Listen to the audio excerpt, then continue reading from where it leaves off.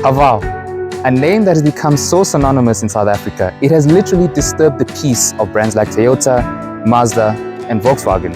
Now that we're here with their new model, we're here to see, can they actually start doing that a lot more? Ladies and gentlemen, welcome to the Haval H7. We are. But this is just on a whole new level. TVEC. This is a performance car after all, so you'd expect it to be a lot more rough in terms of ride. Reactions. Yo! Reviews. Handmade engineering underneath this monster. Messing around. 4 liters of fuel. Eugene, you're paying for this. It's crazy. I'm not gonna have enough. Like, comment, subscribe, enjoy. This is the Haval H7, and we're going to be taking a squiz of the exterior. A squiz, isn't it? A squiz. So, I'm going to start off with the front end. We're going to move to the side and then go to the rear and speak about Haval's new design language on this car. And starting off with their new branding, having the massive Haval badge in the front here and a really nice honeycomb grille. Now, I know Eugene has some things to say about the honeycomb grille. I do have a little bit. In almost a way, I thought it would be like something like a Lamborghini, but I don't want to put that against this because it's a Chinese car and that is a supercar brand. Yes.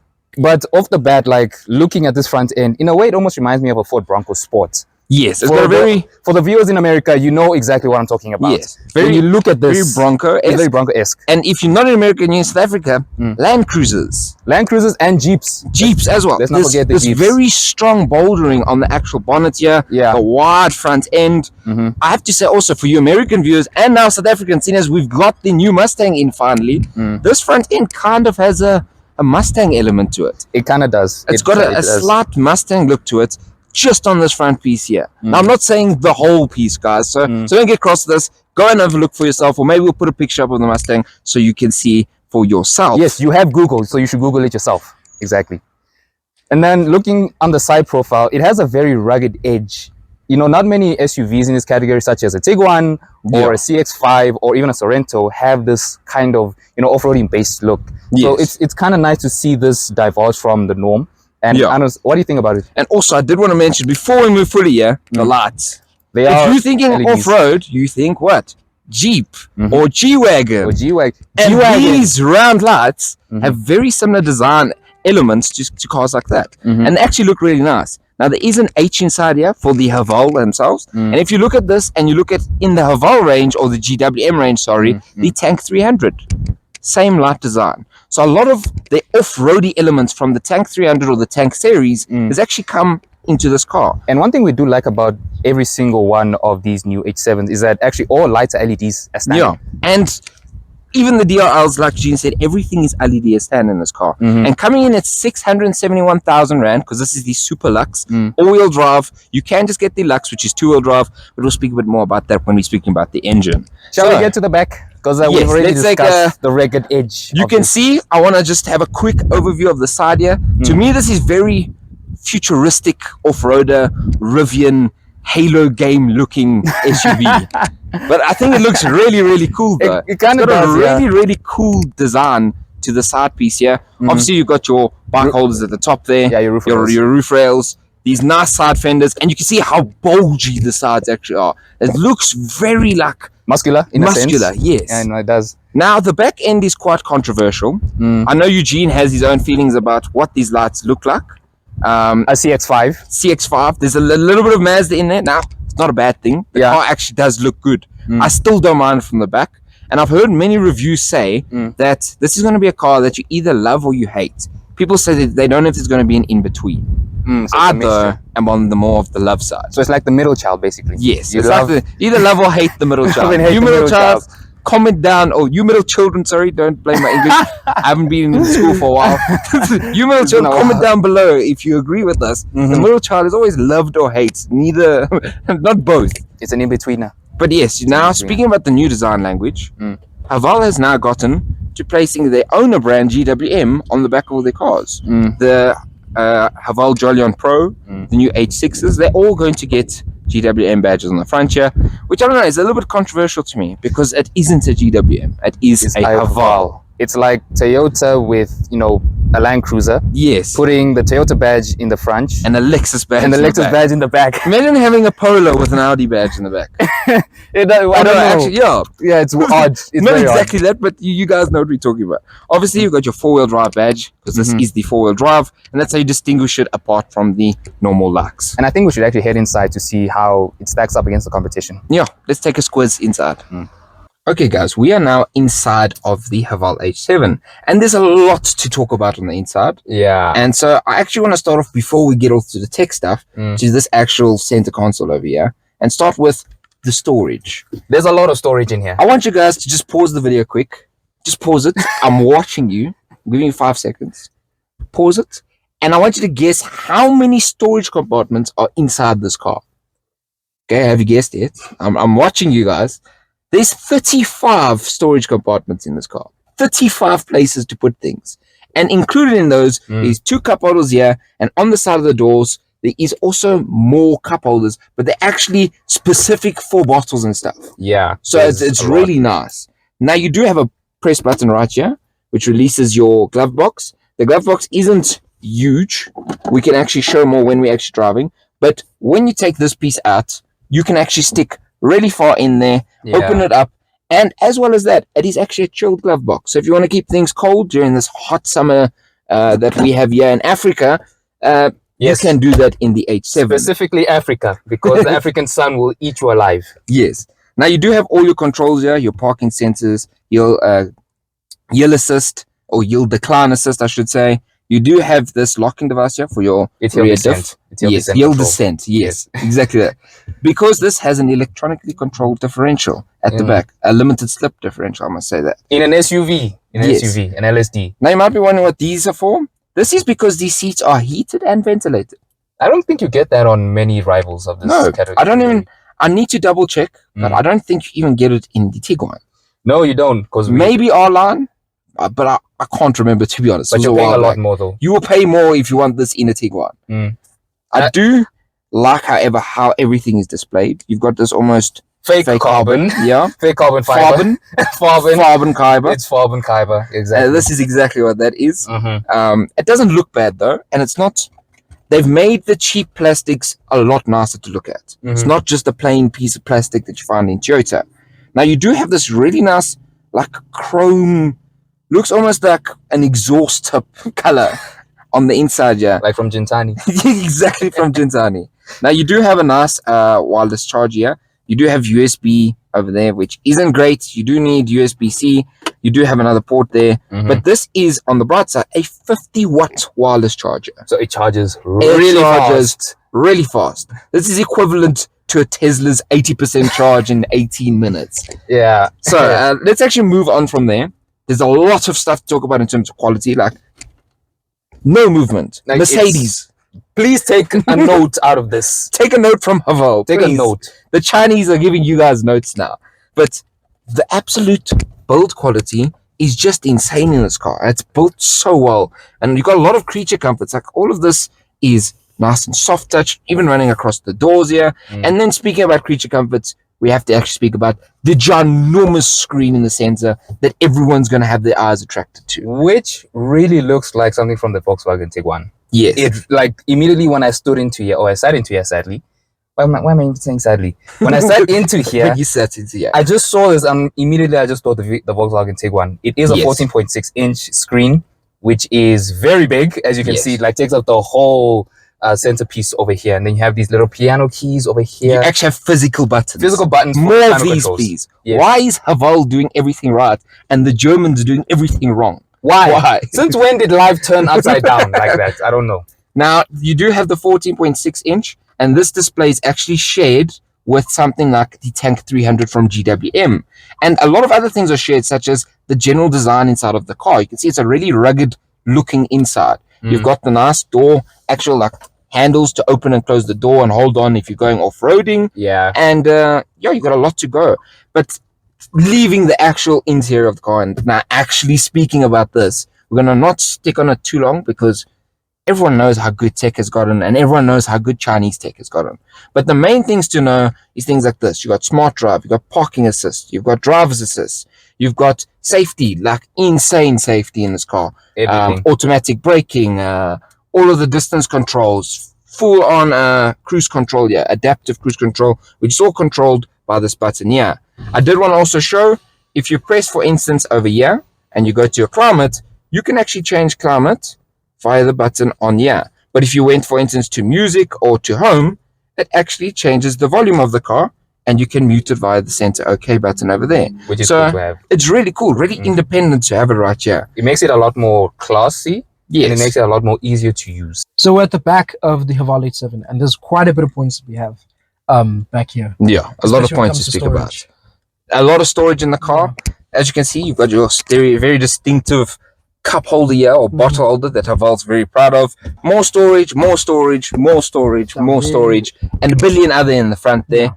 One complaint quickly: USB, not USB-C or both. So that might be a bit of an issue for someone.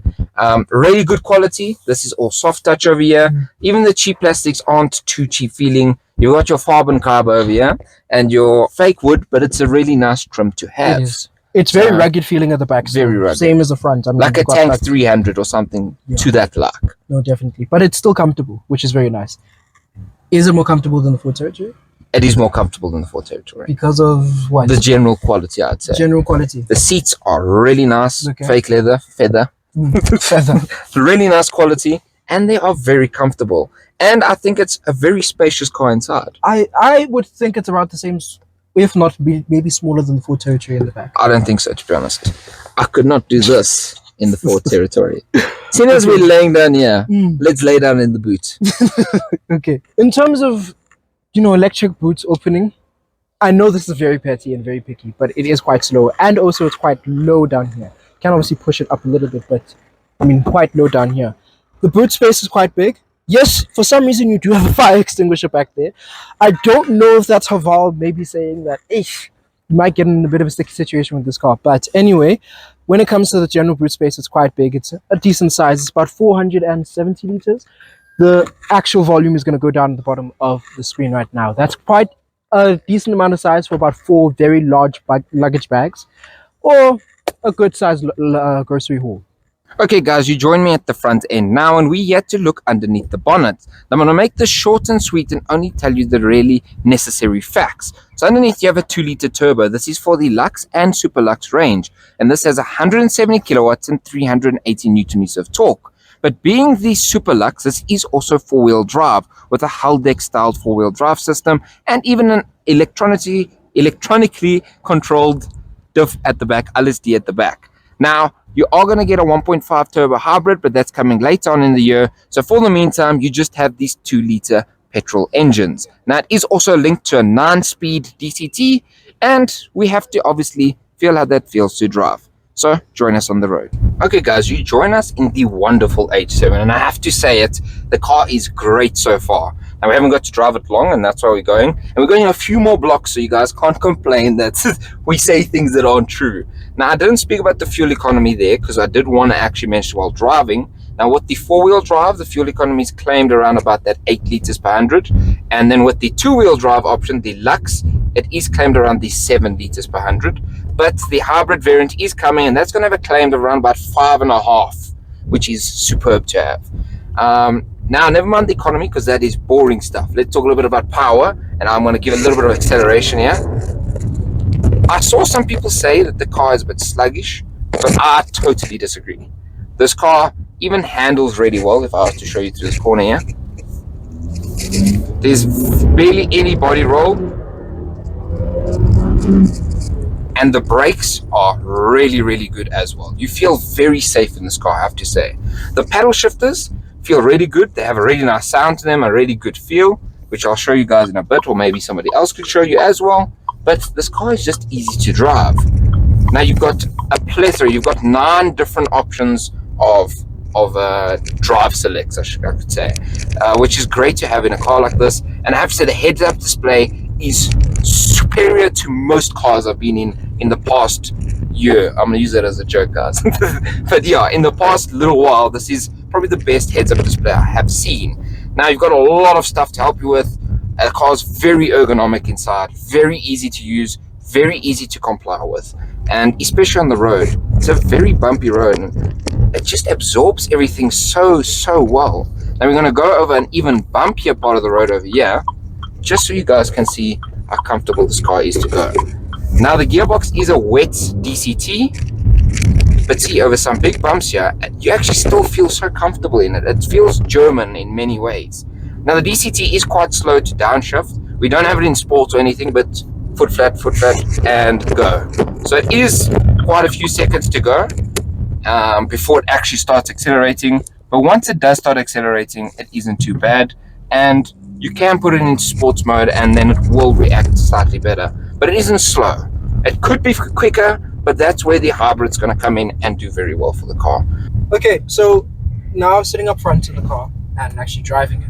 I'll say the first thing, and I don't know if it will translate well onto the video, but the way the hood is might be a bit of an issue for parking, because what the hood sort of does is it converges up front. It's a bonnet, bruv. It is a bonnet, yes, but what I'm saying is it converges up front. So what you get, so say like an X3, right? You have much more of a, it's very easy to judge how wide the car is, because this bonnet, and those bonnets go down a bit. Exactly. If I was to show you, this bonnet's very high. It is very high. And even though there's a lot of view space here, as you can see, it's quite an easy car to see around. You've got a lot of sight. But because of how high the bonnet is up, and how high you sit up, damn, gents, I'm doing bad today. It doesn't matter, bro. We move together. It makes this look a bit smaller than what it is. It does. And then in terms of acceleration, Does it move nicely? it does. The gearbox is smooth, especially from the passenger. Basically what you were talking about in terms of like how high the car is. And everything, Yeah. right? And obviously lift off and all that, pretty good. So now that I'm in the driver's seat, it is a very nice, it's plush and luxurious ride. The suspension is very, very good. I think the boys already mentioned that, as you guys said. It's very nice and compliant, but then you can also feel that it has that rugged edge a little bit. And giving a little bit of gas or acceleration, it does pick up quite well. And it just downshifts it there from third to second. It's very, very nice. It's very, very good. And then, I don't know, what else do you guys think about this car? Because I'm actually kind of liking this thing. What about the paddle shifters? The paddle shifters, in a way, I can't believe I'm saying this. In a way, it kind of reminds me of Mercedes-Benz. I never really thought I would say that. But when I press them, it's like I'm pressing something off of something like an A250. Yeah. And So is that maybe a good not thing or a bad thing? a good thing. A good thing. It Mercedes does really good pedal shifters, I have to say, Yeah. especially in AMG. Now, this isn't anywhere near like an AMG pedal shifter, we have to say that, but it feels quality. That's the main point of it. It does feel that quality. It feels like how much it is actually. It feels like it's 600,000 Rand worth of pedal shifter. What I will say with this car is worth every penny. That's very, very good. And actually, the pickup speed is very quick. A lot of journalists were saying that it's not really that responsive, and I don't know what they were talking about. Yeah. But this really does pick up very well, especially when you put your foot down. Yeah. And The you wanna gearbox get can take a second, Yeah, but because the engine itself, because that is actually great. most Chinese cars these days. Yes. We are always complaining like how they're very laggy, they're very not really that responsive, but that's something that they've been working on, and I guess they're trying to get better at these days. So Okay. we're at the end now. yeah. And at the what end do- of a, what do we think a about great this car? review. What do you think about its comfort? I thought the comfort is really good. There's a lot of great materials inside there, a lot of great features, heated steering wheel, heated seats, ventilated seats. A lot of standard options that you get in something like this, because in most other rivals you have to option them. Yeah. You have to pay And a lot we more. heard an actual salesman tell us the same thing. Is what he really likes about Haval specifically, as well as some of the other Chinese brands, is it's a Lux or Super Lux. You want all-wheel drive, you get this one. You don't want all-wheel drive, you get that one. There's no complicated choosing and speccing that the Germans have. Yeah, so overall this is a very, very good car. In its segments, I think it does put up a good fight. Definitely. I It's think got it a does. tough segment. It does have Things a like tough the segment. CX-5 exist. We have to get to reviewing them because we need to see, is this beaten out at all by a CX-5 or not? But that's not the selling point. If you want more efficiency, there's a 1.5 turbo coming. with a hybrid, which is going to be great for the car. Which will be But- faster than this, by the way. Will be faster, It will more be faster. power, a lot more torque. But the selling point of this car is this: How it looks, it's design. it's designed Think how of it a looks and Jimny. everything. All of you guys love the Jimny. Why? You just like it because it looks cool. Yeah. This is this car, but it's got the comfort, got the practicality, got the space, got 35 storage pieces. I mean, 35 and 170 kilowatts with all-wheel drive. It's good enough. You're going to be buying this because of how it looks and how it stands out from the rest, not just your regular SUV. You know, I think this has more storage compartments than my own house has. Yeah. Like, there's No, just so definitely. much more. I think there's even stuff we haven't even found yet. No, definitely we haven't. So we'll I have think to. I've only found like 20. So we're missing 15 storage There's compartments. way more stuff to look forward to. But overall, I guess we'll give this like a 9.5. 9.5. I will be the harsh one. I will say 8 out of 10. Only specifically, I'll put it at the 7.5, 8 out of 10. Not because the car isn't a 9, but because we haven't tested out all the competition. Okay, then I'll reverse back to also 8. Yeah. Once we test the competition, we can see if this really stands out. But Yeah. in terms of comfort and ergonomics inside and the tech inside, definitely a 9 out of 10. Yeah. The engine could be better as a hybrid, and GWM's looking at diesels for the Tank 300. So that might trickle down into this, which Yeah. may be great for this car to have a diesel car for a rugged off-roader, more economy. So the engine is good enough. Yeah. So again, thank you again for watching this amazing review. Hope you guys like the new format we're trying out. And well, make sure you just head down below because I'll put everything down there. Yeah. Like, Thanks to comment, Haval Edenvale. yeah, like, comment, subscribe, and we'll see you for the next one. Bye bye.